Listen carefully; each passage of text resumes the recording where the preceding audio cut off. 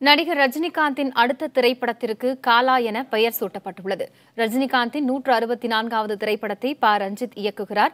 அந்த திரைப்படத்தின் பெயர் காலா என நடிகர் தனுஷின் தயாரிப்பு நிறுவனமான ஒண்டபா பிலிம்ஸ் அறிவித்துள்ளது. கரிகாலன் என்ற அடைமொழி சுருக்கப்பட்டு காலா என திரைப்படத்திற்கு பெயர் வைக்கப்பட்டிருப்பதாக இயக்குநர் ரஞ்சித் தெரிவித்துள்ளார்.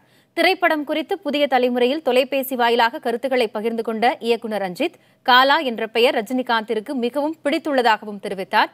கபாலி வெற்றிக்கு பிறகு ரஞ்சித் ரஜினி கூட்டணியில் காலா திரைப்படம் உருவாகிறது. படப்பிடிப்பு வரும் 28ஆம் தேதி மும்பையில் தொடங்க உள்ளதாகவும் தெரிவிக்கப்பட்டுள்ளது.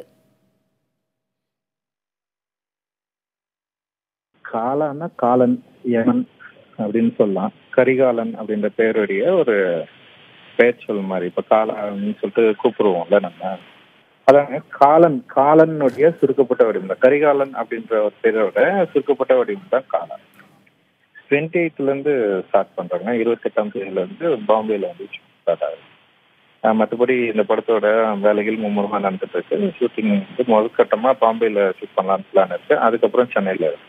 இது வந்து ரசிகர்களுக்கு பிடித்த ஒரு கதையா இருக்கும். அடிப்படையை பத்தி நம்ம பின்னாடி பேசலாம். ரொம்ப பிடிச்ச பேரு கரிகாலன் அப்படின்றது வந்து அவருக்கு ரொம்ப பிடிச்ச பேரு. காலான்றது அவருக்கு ரொம்ப இன்ஸ்பைரிங்கான ஒரு பேரா இருந்தது. அவருக்கு ரொம்ப, நான் சொன்னவனே அவருக்கு ரொம்ப பிடிச்சிருந்தது. தனுஷ் தயாரிக்கிறது வந்து செம்ம சூப்பரான விஷயம்.